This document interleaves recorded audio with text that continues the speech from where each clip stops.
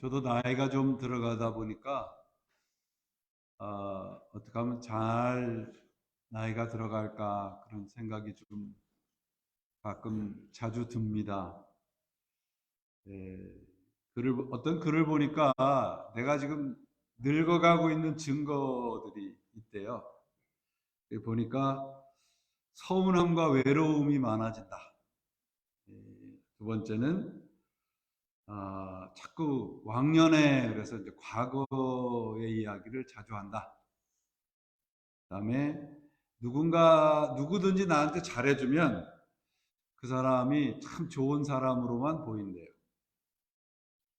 또 그래서 인정을 받으면 아주 흥분이 되고 자신이 대단한 사람처럼 느끼게 된답니다. 또 자기 말이 절대적으로 옳은 것 같은 생각이 들어서 그 말에 자신의 생각과 의견에 반대하는 사람은 철천지 원수처럼 생각을 한대요. 그리고 좋은 일이든 나쁜 일이든 자기에게 물어보지 않으면 아예 협조도 하지 않고 화를 벌컥 낸답니다. 여러분들은 몇 가지가 해당이 되시나요? 저쪽 서쪽에서 그 총기 사고가 났는데 그 총을 쏜 분이 다 65세 이상이라고 하지 않습니까? 그래서 노인의 그 노자가 늙을 노자가 아니라 화낼 노자래요. 그래서 화내는 사람이 노인이 됐답니다. 알버트 아인슈타인이 이런 얘기를 했어요. Do not grow old, no matter how long live. 아무리 오래 살아도 늙지는 마십시오. 그런 얘기예요. 나이가 들어가면서 우리가 좀 경계해야 될 일들이 있는데 첫째는 교만함입니다.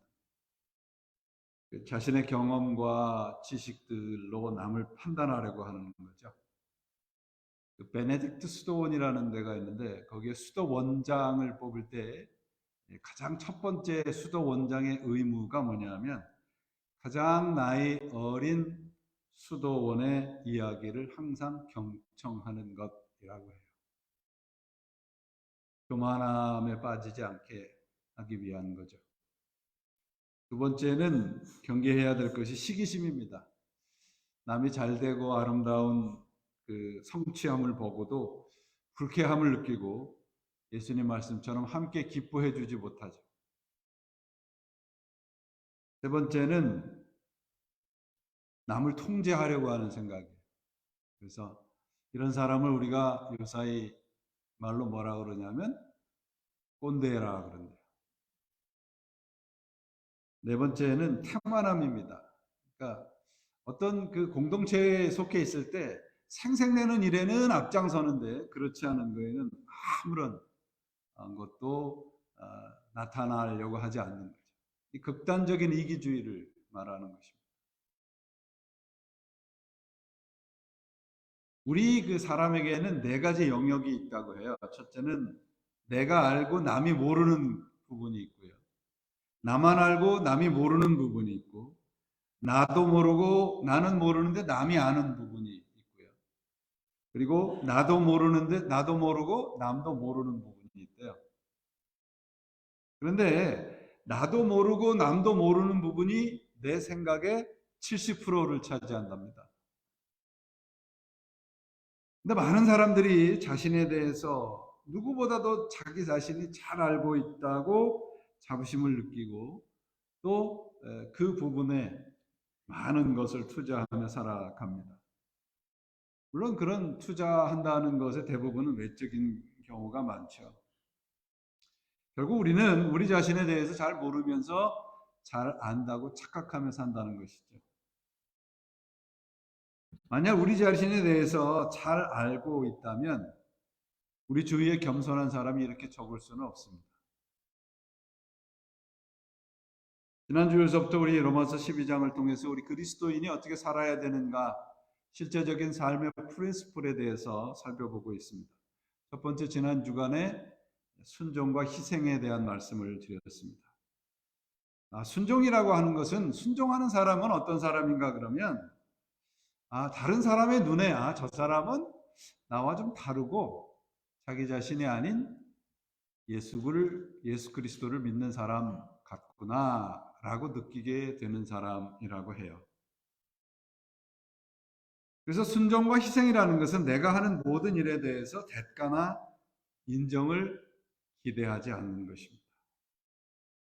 우리가 많이 그리스도인들로서 주로 많은 생각을 해야 될 부분이 어떠냐면 기대를 접고 기도하는 거예요. 이게 반대가 돼버리면요. 어떤 마음이 생기냐면 섭섭한 마음이 자꾸 나를 지배한다. 억울한 마음이 들죠. 하나님이 우리들에게 맡기시고 명령한 그런 일들, 우리의 삶의 모든 일에 맡기신 모든 일은 바로 하나님이 주신 거죠. 그래서 내가 하는 일, 내가 맡은 일, 상대방이 하는 일, 그런 일들을 우리가 비교하지 않아야 됩니다. 불평하지 않으면 시기하지 않을 수 있어요. 그래서 이 순종과 희생의 삶을 살기 위해서 필요한 게 뭔가 하면 겸손입니다. 겸손이라는 것은 우리가 생각하는 것처럼 내가 어떤 실력을 갖추고 있고 자격을 갖춰 있는데도 자기 스스로 이렇게 낮추는 마음, 그런 겸양의 미덕이라고 생각을 하는데, 물론 그것도 겸손이지요. 근데 성경이 말하는 겸손이라는 것은 자기 자신을 아는 사람입니다.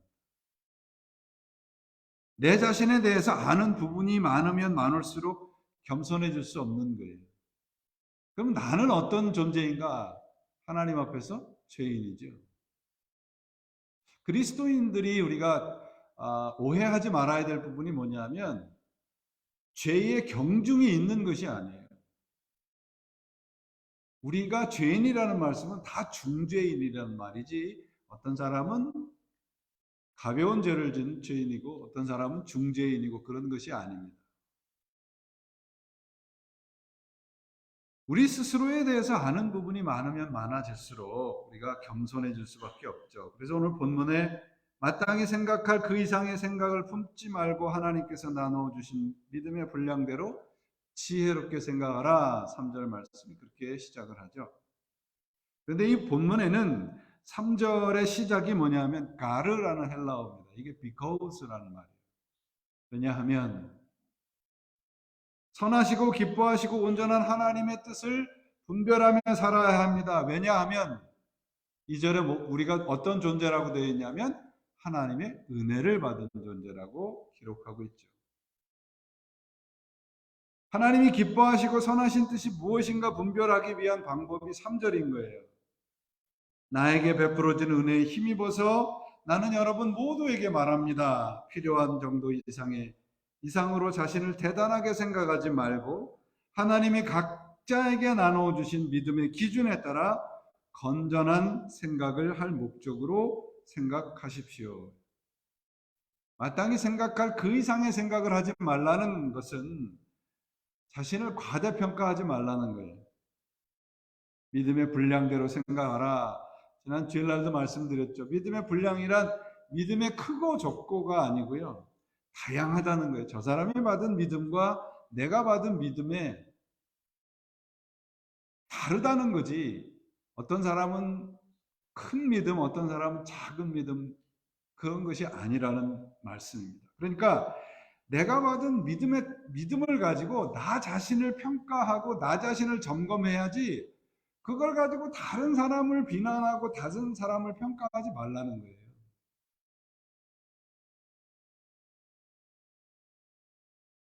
모든 것이 믿음이라는 잣대로 우리가 주님 앞에서 우리 스스로를 점검하며 살아야 합니다. 지혜롭게 생각한다라는 말씀에 지혜라는 말씀을 보니까 겸손과 자제를 뜻하는 말이에요. 지혜롭게 생각한다는 말은 분에 넘치는 오만한 생각을 버리고 겸손한 생각을 가지라는 것이죠. 하나님이 우리들에게 주신 그 믿음의 분량대로 겸손하게 생각하고 살라, 그런 말씀입니다. 우리 스스로를 냉철하고 맑은 정신으로 좀 들여다보며 살아가야 됩니다. 감정 가는 대로 내 생각 가는 대로, 내 느낌대로 살아서는 성숙한 신앙인으로 자라갈 수가 없다는 말씀이죠. 그래서 3절 말씀을 통해서 우리 그리스도인들이 가져야 할 신앙상의 중요한 원칙들, 법칙들을 선포하고 있는데, 첫째가 뭐냐 그러면 know yourself. 너 자신을 알아라 말이에요. 자신을 알아야 된다는 거예요. 내가 할 수 있는 것과 할 수 없는 것을 우리 스스로 냉철하게 판단을 하셔야 돼요. 교만을 버리려면 내 자신에 대한 정직한 평가가 있어야 합니다. 중세교회에서부터 나온 말 가운데 7가지 악을 중세교회에서부터 우리들에게 가르치죠. 죄의 목록은 뭐냐면 교만, 탐욕, 색욕, 질시, 폭식, 분노, 나태입니다. 이 7가지의 죄의 공통점은 뭐냐 그러면 이기주의입니다. 나 자신만을 위하는 거예요. 이 7가지 이기적인 그런 죄의 최고의 클라이막스가 뭐냐? 교만입니다. 그래서 가장 첫 번째 죄로 교만을 꼽고 있습니다. 교만은 자기 자신만을 생각하는 태도죠. 내가 가지고 있는 경험, 쌓은 지식을 가지고 남을 판단하는 겁니다. 세계적인 기독교 윤리학자였던 라이런드 니버 박사가 이렇게 기도합니다. 하나님, 나에게 내가 변화시킬 수 없는 일에 대해서는 그것을 받아들일 수 있는 평안함을 주시고, 내 힘으로 고칠 수 있는 일에 대해서는 그것을 고칠 수 있는 용기를 주시며, 그리고 이 2가지 차이를 깨달아 살 수 있는 지혜를 허락해 주옵소서. 저는 이 세상을 살아가면서 가장 큰 유혹이 뭘까 그러면 내가 가장 완전하다고 생각하는 것 같아요. 예수님께서 우리들에게 완전한 사람이 되라는 말씀은 주님을 닮아가라는 뜻이죠.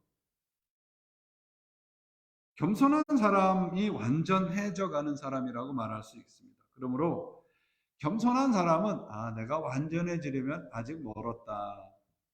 그렇게 늘 스스로를 점검하며 사는 사람입니다.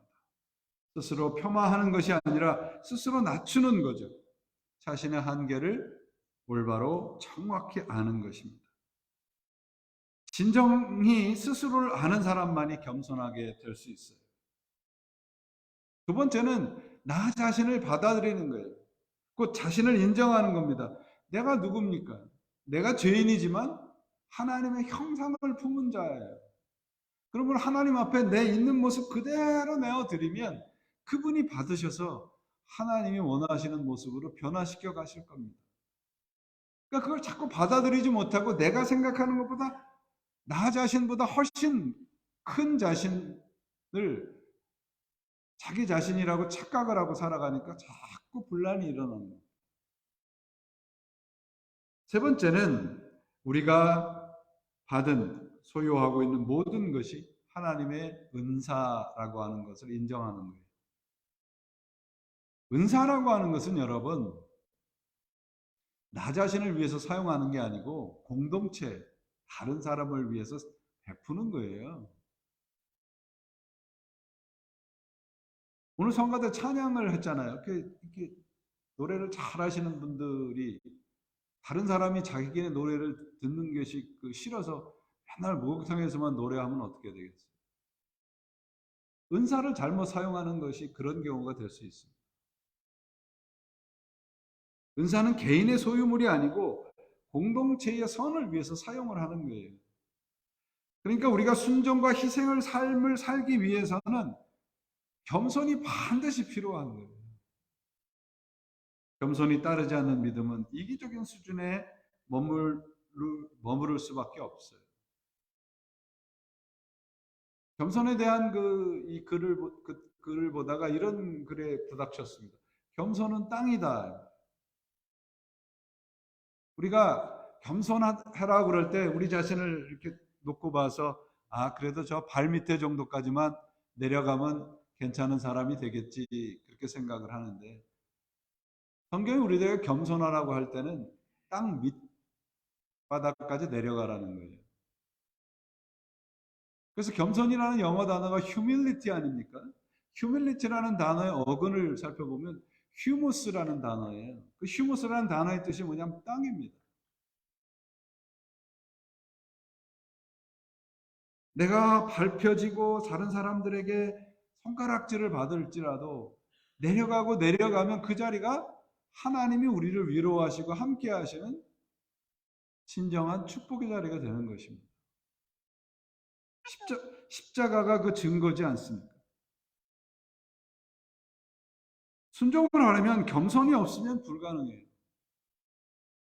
진정한 충성과 헌신을 하기 위해서는 겸손한 마음이 있어야 됩니다. 여러분 세상 살아가시면서 정말 이런 경우에는 내가 참을 수 없어 라고 하는 경우 있으세요?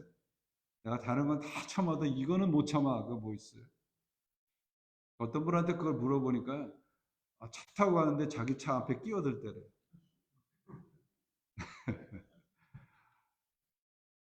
대부분 아마 상황이 다른지 모르겠지만 아마 자존심에 상처가 있을 때, 내 자존심을 건드릴 때 참 참기 어려운 것 같아요.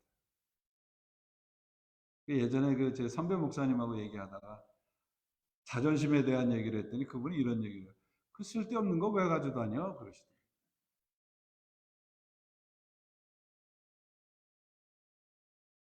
우리 교회는 여러분 남을 밟고 남 위에 서서 경쟁해서 이기는 그런 법을 배우는 것이 아니라 남을 위해서 밟혀주는 법을 배우고 훈련하는 곳이에요.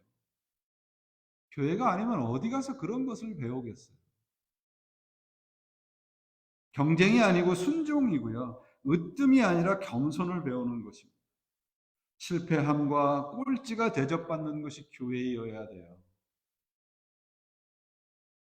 교회 안에서 우리가 여러 부분에서 봉사하시고 헌신하시잖아요. 그 봉사하시고 헌신하는 것을 통해서 우리는 겸손을 배우는 겁니다. 봉사와 헌신의 목적은 단 한 가지예요. 겸손입니다. 남을 나보다 낮게 여기는 거예요. 봉사와 헌신이 하나님에게 좋은 일이고 하나님에게 이득이 되는 일처럼 하는 것이 아니고요. 우리 자신을 위해서 하는 거예요. 그것을 하지 않으면 하나님의 마음을 알 수가 없거든요. 그래서 우리가 하나님의 이름으로 예수 그리스도의 이름으로 하는 모든 일에 세상 사람들의 인정이나 박수갈채가 필요 없는 거예요.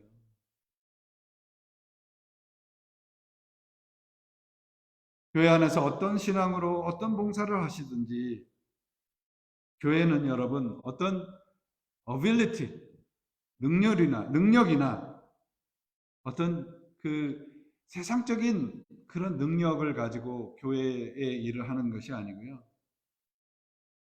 교회 안에만 있는 것. 그거 배우는 겁니다. 그게 뭡니까? 감사죠. 오늘 성가대 찬양처럼 평안이죠. 평안을 뭐라고 지금 오늘 성가대 찬양에 뭐라고 그랬어요? 평안을 뭐라고 찬양을 하셨습니까? 하나님 선물이에요.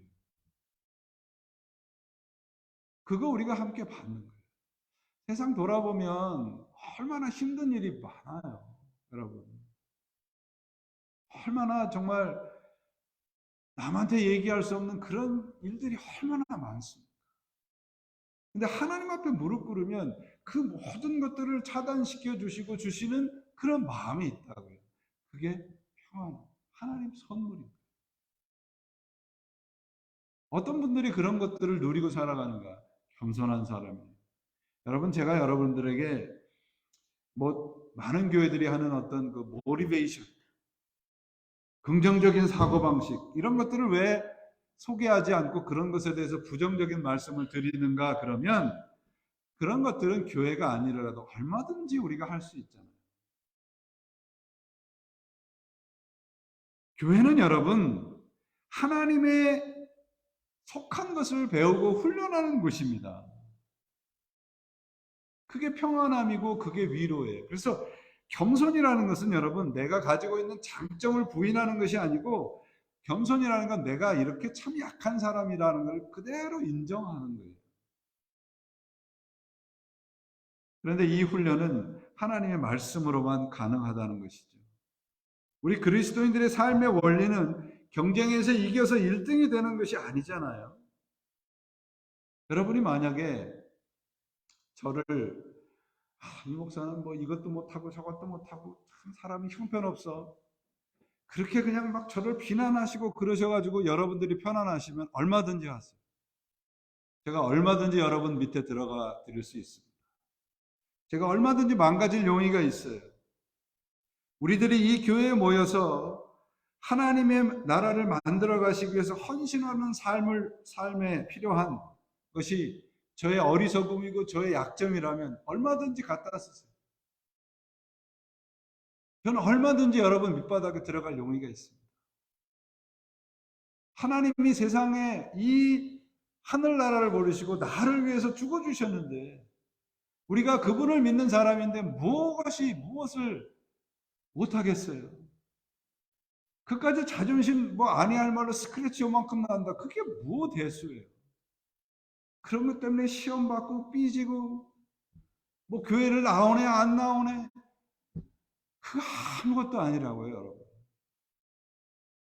어떤 분이 교회를 108번 옮기신 분이 있대요. 그리고 돌아가셨는데, 그래서 나중에 108번째 끝에 돌아갔구나 그랬다고. 여러분, 이런 것 아무렇게 중요하지 않아요, 여러분. 제 어떤 어리석음과 약점이 필요하시다면 얼마든지 갖다 쓰십시오. 겸손은 땅이다, 밝혀주는 존재가 되기 위해서 우리가 훈련하는 우리 교회가 되기를 바랍니다. 사도행전 5장에 보시면 처음에 이 예수님께서 부활하신 후에 유대인들과 함께 이 회당에서 같이 예배를 드렸는데, 예수를 믿는 사람들이 자꾸 늘어나니까 이제 그때부터 핍박이 시작이 됐어요. 그래서 예수를 전하는 사람들을 붙잡아다가 자꾸 감옥에다 가두고 방해하고. 그러니까 사도행전 5장에 이렇게 얘기했어요. 사도들은 그 이름을 위하여 능욕을 받는 일에 합당한 자로 여기심을 기뻐하였다. 주의 이름을 위해서 능욕을 받는 일에서 감사하고 기뻐했다는 것입니다. 세상에서 인정받고 대접받는 일을 맡아서 하는 일은 쉽습니다. 그런데 세상에서 인정하지 않고 발시받는 일을 맡고 충성하는 일은 쉽지 않아요. 근데 우리 그리스도인들에게 맡겨진 일들은 그런 거거든요. 하찮은 일이 아닙니다. 그러나 그런 것들은 왜? 하나님이 맡기셨습니다. 우리들에게 맡겨주신 모든 일이 하나님의 일이에요. 여러분들이 사업을 하시든 무엇을 하시든 그 모든 일은 하나님이 맡겨주십니다. 그래서 우리가 해야 할 일은 뭐예요? 순종과 충성인 거예요. 저는 정말 우리 교회가 서로의 실수와 잘못과 약점과 어리석음들을 마음 놓고 얘기할 수 있는 곳이 되었으면 좋겠습니다. 경쟁적인 순종, 희생은 한쪽짜리입니다. 우리의 헌신과 순종의 겸손이 따라오지 않는다면 우리는 참으로 중요한 것을 놓치고 신앙생활하는 것이 됩니다. 겸손이 무엇입니까? 바로 나 때문에 내가 믿는 하나님을 믿고 싶게 만드는 인격이에요. 바로 나 때문에 교회에 나오고 싶은 사람이 있게 만드는 것, 그게 겸손입니다.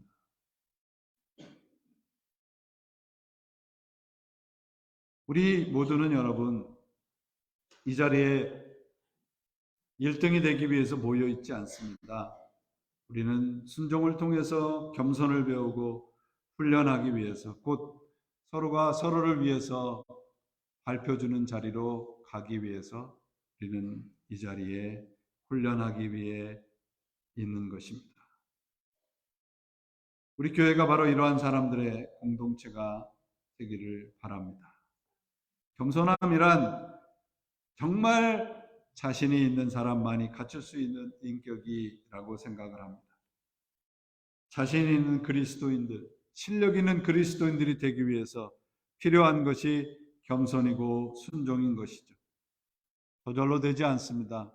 함께 훈련해야 되고 함께 서로를 위해서 함께 손을 잡고 나아가야 될 것입니다.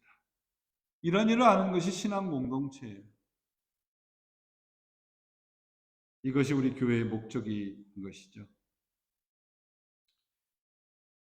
2018년에 타임 매거진의 그 표지 모델이 한 분이 있었는데 그때 아주 의외의 인물이 표지 모델이 됐습니다.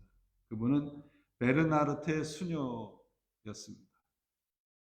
제가 지난 주일에도 이제 이 알츠하이머에 대한 말씀을 드렸는데 켄터키 대학의 그 데이비드 스노든이라는 박사가 있는데 이분이 그 노르탐이라고 하죠. 노르탐 대학의 그 주변에 있는 노르츠담 그 수녀회의 수녀들을 대상으로 알츠하이머 연구를 했습니다. 그래서 약 한 그 200분 가까이 되는 수녀분들이 사후에 다 그 자신의 뇌를 그 연구를 위해서 다 도네이션을 하셨습니다. 근데 그 수녀들이 돌아가신 후에 그 뇌를 이제 가지고 연구를 해보니까 놀라운 사실이 발견이 됐어요. 그게 뭐냐면 알츠하이머를 심하게 앓은 분들이 그 중에 꽤 많은 숫자가 있는데 한 분도 자신이 알츠하이머를 앓고 있다, 알츠하이머 증상을 경험했다는 분이 없었다는 거예요.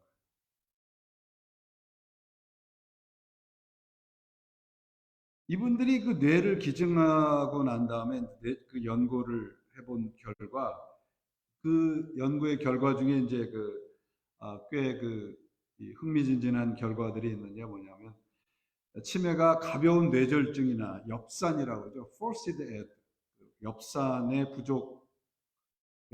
부족한 그런 먹거리, 식단에 연관이 있다는 그런 아주 굉장히 괄목할 만한 연구 결과가 나타나기도 했다 그럽니다. 이 타임 매거진의 그 표지 모델이 됐던 그 베르나르테 수녀의 뇌를 연구를 해본 거예요. 조사를 해본 거예요. 이분은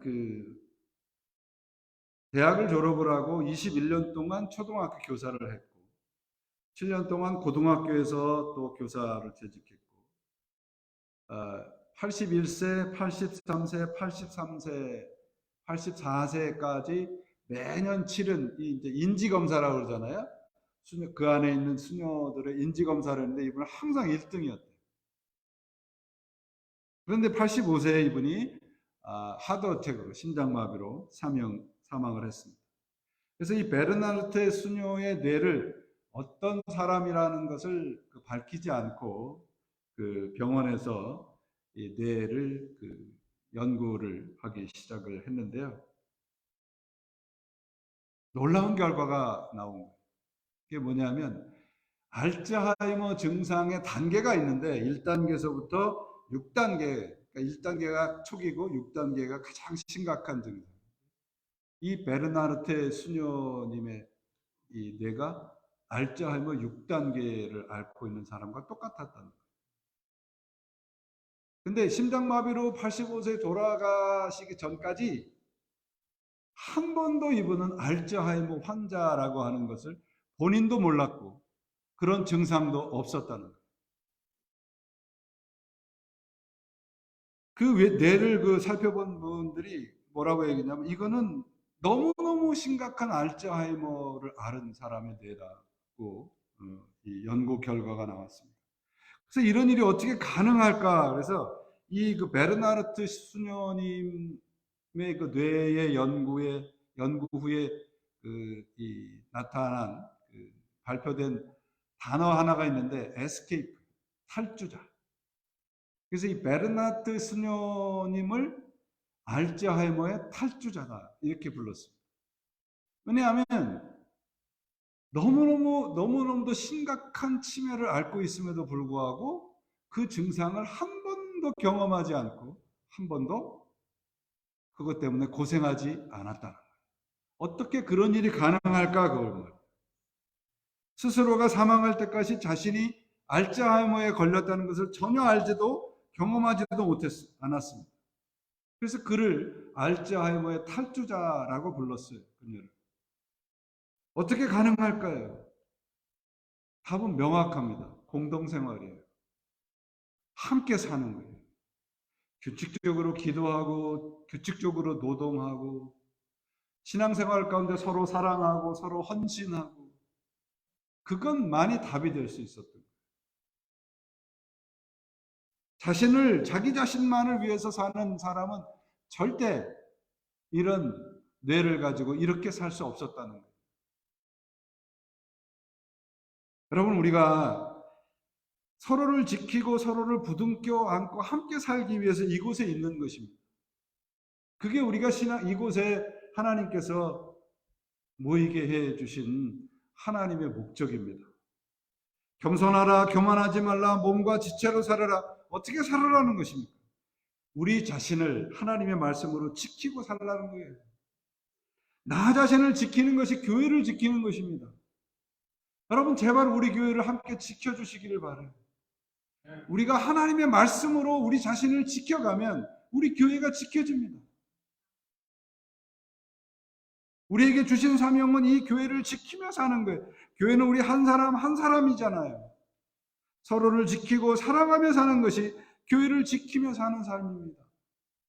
나 자신만을 위해서 사는 것은 교회라고 하는 이 믿음의 공동체를 잃어버리는 거예요. 교회는 조직이 아니잖아요.